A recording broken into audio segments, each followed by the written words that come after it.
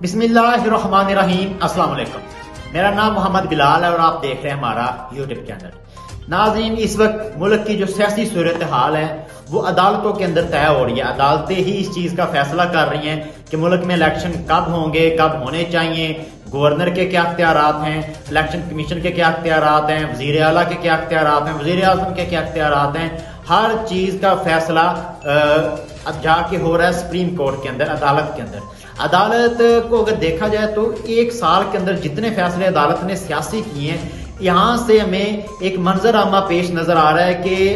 अदालत जो है वो आइन की तशरीह कर रही है, क्योंकि काफ़ी सारे मामला जिनके ऊपर पहले बहस हो सकती थी, लेकिन अदालत में जाने के बाद वो मामला आहिस्ता आहिस्ता क्लियर होना शुरू हो गए, क्योंकि अदालत ने उसके ऊपर मुकम्मल फैसले दे दिए हैं कि आप किस तरह से किसी दूसरी पार्टी को वोट दे सकते हैं, आप किस तरह से असम्बलियाँ तहलील कर सकते हैं, आप किस तरह से वज़ीर आज़म को ये अहकामात जारी कर सकते हैं कि नहीं। इस तरह के बहुत सारी चीज़ें हैं जिनके ऊपर तशरीह अदालत ने की है। तो इसी तरह के मामला आज भी कोर्ट के अंदर डिस्कस होते रहे, जिसके अंदर सबसे पहला मामला था कि असम्बलियाँ तहलील होने के 90 दिन के बाद इलेक्शन हो सकते हैं, अगर नहीं हो सकते या आगे जा सकते हैं कि नहीं जा सकते, जिसके ऊपर इस बात को बहस में लाया गया कि 90 दिन के बाद 1 घंटा भी इलेक्शन ऊपर नहीं जा सकते, ना ही जो केयर टेकर गवर्नमेंट है वो कायम रह सकती है। ऐसी आइन के अंदर तो कम अज कम कोई भी गुंजाइश मौजूद नहीं है। अगर आप कोई रास्ता निकाल सकते हैं तो वो आइन के बालातर होगा, आइन में इसकी कोई जगह मौजूद नहीं है। आपको बताते जाएं कि पहले जब ये फैसला का मतलब कि जब सुप्रीम कोर्ट ने इस बात का फैसला किया कि पाकिस्तान के अंदर 2 सूबे के अंदर इलेक्शन होने हैं, लेकिन इसकी जिम्मेदारी ना ही इलेक्शन कमीशन उठा रहा है और ना ही इसकी जिम्मेदारी गवर्नर उठा रहे हैं। इलेक्शन कमीशन कहता है कि तारीख देना हमारा काम नहीं है, और गवर्नर से पूछा जाए तो वो कहते हैं हमारा काम नहीं है। जिसके बाद अदालत ने 1 महीना गुजरने के बाद इसके ऊपर सो मोटो लिया, अपना आज खुद नोटिस लेने के बाद इस केस को कोर्ट के अंदर लेके आए, और इसके दौरान फिर 3 सवाल के ऊपर जो मेजर सवालात थे उनके ऊपर बहस करना शुरू की। सबसे पहला सवाल जिसके ऊपर बहस होना शुरू हुई वो ये था कि क्या ये जो असम्बलियाँ टूटी हैं ये कानूनी तरीके से तोड़ी गई हैं, क्योंकि इसके अंदर एक जज ने एतराज़ उठाया था कि ये जो असम्बलियाँ हैं गवर्नर के बाद जो अख्तियारात हैं ये असम्बलियाँ तोड़ने के वो तो वज़ीर आला के पास है, और जो नेशनल असम्बलियाँ तोड़ने का अख्तियार है वो तो वज़ीर आज़म के पास है। लेकिन अख्तियार का मतलब है कि वो खुद इस चीज़ का फैसला करें, लेकिन वो नुक्ता यहाँ पर ये डिस्कस कर सकते हैं, क्योंकि ये जो असम्बलियाँ हैं ये तोड़ी तो पंजाब में जो वज़ीर आला हैं, जो KPK के वज़ीर आला हैं उन्होंने हैं, लेकिन तोड़ी इमरान खान साहब के कहने पर हैं, उनका अपना ऐसा इरादा या ऐसा कोई फेल नजर नहीं आ रहा था। एक तो नुक्ता ये हो गया कि क्या ये जो असम्बलियाँ तोड़ी गई हैं क्या इसको हम दोबारा बहाल कर सकते हैं, या ये कानूनी तौर से टूटी हैं, या फिर इसको किस तरफ लेकर जाना है। एक क्वेश्चन था हमारे सामने ये। दूसरा क्वेश्चन ये था कि क्या इलेक्शन 90 दिन से आगे जा सकते हैं, और उसके ऊपर भी बहस हुई, तो जिसके ऊपर बहुत सारे मुकालमात के बाद इस चीज के ऊपर फैसला किया गया इलेक्शन 90 दिन से ऊपर नहीं जा सकते, क्योंकि आइन के अंदर ऐसी कोई भी गुंजाइश मौजूद नहीं है। इलेक्शन अगर आगे लेके जाने हैं तो वो कोई इंसिडेंट हो सकता है, इंसिडेंट भी आइन इजाजत नहीं देता, वो एक आज खुद फैसला होगा। तमाम गवर्नमेंट और अपोजिशन और जो हमारे बड़े बड़े इस्टेब्लिशमेंट के अदारे हैं, अफवाज और हमारी जो अदालतें हैं वो सारे मिल बैठकर, इलेक्शन कमीशन बैठकर इस चीज़ का फैसला कर सकता है कि पाकिस्तान के अंदर ज़लज़ला आ गया, अल्लाह ना करे, या तूफान आ गया, या इस तरह की कोई या कोई जंग छिड़ जाए, इस तरह की कोई सूरत हाल बन जाए तो फिर इलेक्शन आगे जा सकते हैं। अदरवाइज आइन में ऐसी कोई भी गुंजाइश मौजूद नहीं है। उसके बाद जो तीसरा सवाल था उसके ऊपर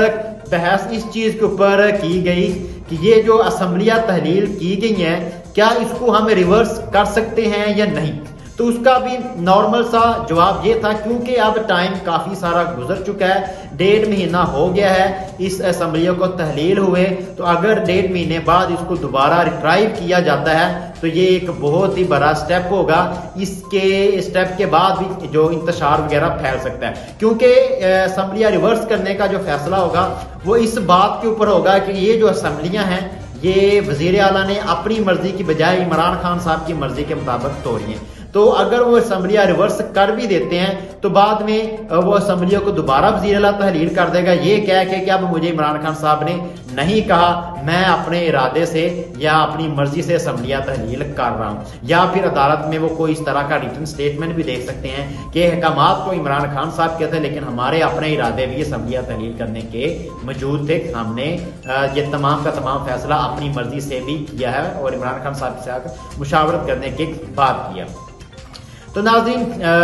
ये जो सारी समाअत थी ये कल तक अगर हम बात की जाए तो इसको 9 जजेस कवर कर रहे थे, लेकिन आज ये जितना भी ये समाअत को कवर किया वो कवर किया 5 जजेस ने। जो 4 जजेस हैं वो आज की समाअत के अंदर से अपने आप को माइनस कर चुके थे। उसकी जो मेन वजह ये थी कि जो 2 जजेस हैं वो उसके ऊपर जो सियासी पार्टीज हैं उनके इख्तलाफात मौजूद थे, क्योंकि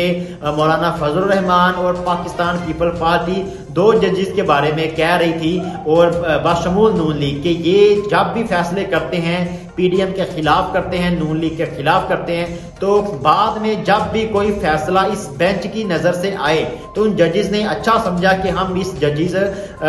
बेंच का हिस्सा ही नहीं रहते ताकि कल को फिर कोई भी शोरगुल ना हो। जैसे ही 2 जजेस ने अपने जो इस बेंच से साइड होने का फैसला किया, उनके साथ 2 जजेस ने मजीद इख्तलाफी नोट लिख दिया और उन्होंने कहा कि हम भी ये जो बहस मुबैसा हो रही है या इसके बाद जो रिएक्शन आएगा उसको अपने पल्ले में नहीं डाल सकते, हम भी इस बेंच से अलग होते हैं। लेकिन ये भी एक खुशाइन फैसला था कि जिनके ऊपर एतराजात थे उन जजेस ने फैसले से पहले ही खुद को इस बेंच से अलग कर लिया। लेकिन अदालत में जब ये कार्रवाई हुई तो बहुत सारी चह मुगैया होना शुरू हो गई कि बेंच टूट गया, काम खत्म हो गया, लेकिन चीफ जस्टिस ऑफ पाकिस्तान ने बेंच को टूटने नहीं दिया। बाकी जो 5 जजेस बच गए उन्होंने इस कार्रवाई का आगाज किया और वो तमाम केस जो मैंने आपके साथ अभी डिस्कस किया वो तमाम रिमार्क्स पास किए। उसके बाद आखिर में चीफ जस्टिस ऑफ पाकिस्तान ने कहा क्योंकि 1.5 महीना पहले ही गुजर चुका है तो हम भी इस केस को मजीद ताखीर का शिकार नहीं कर सकते, इसलिए हम कल ही इसका फैसला सुनाएंगे।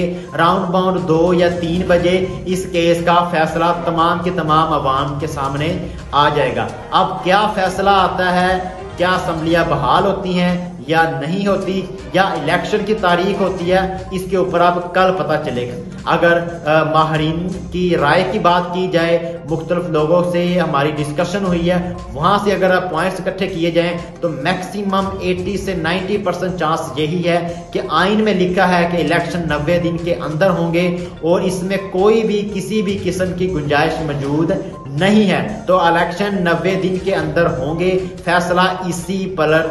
बैठेगा, क्योंकि आइन के मुताबिक ये अदालतें फैसला करती हैं और आइन के मुताबिक ही हमारा सारा कानून चलता है। तो अब तक के लिए इतना ही, इंशाल्लाह मिलते हैं अगली वीडियो में। अपना और अपने इस चैनल का ख्याल रखें, चैनल को सब्सक्राइब करें और वीडियो को लाइक करें। पाकिस्तान जिंदाबाद।